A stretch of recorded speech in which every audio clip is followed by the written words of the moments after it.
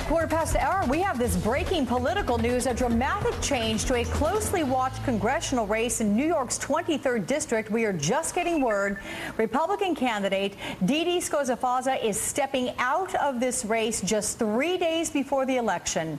In a letter to her supporters just this morning that was released, Scozzafazza is writing, "In recent days, polls have indicated that my chances of winning this election are not as strong as we would like them to be."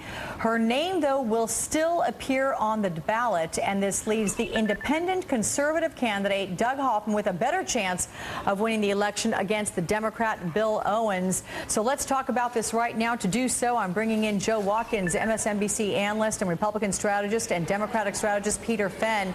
Okay, you guys, let's talk about the surprise there. First to you, Joe.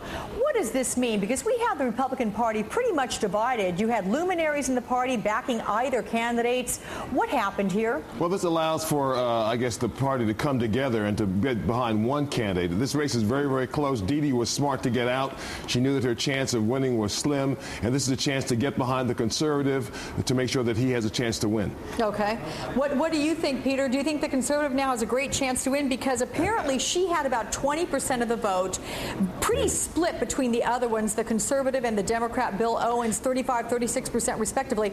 With her 20% perhaps then shifting which way? Is it presumed that they'll go conservative? Right. I mean, the problem here, Alex, is this is a solidly Republican district. This was a slam dunk for the Republicans until they began to split the vote. And basically, you had a Republican nominee who, my gosh, was pro-choice. So some, like Sarah Palin, decided that that wasn't good enough, that they had to go in with a much more hard-right candidate. And they even though they lost, they put up, which you can do in New York, and a Conservative Party candidate. Then all the money flowed in behind Hoffman, and so what was looking like it was going to happen was that the Democrat Owens might win this district. So obviously the pressure was on her to get out.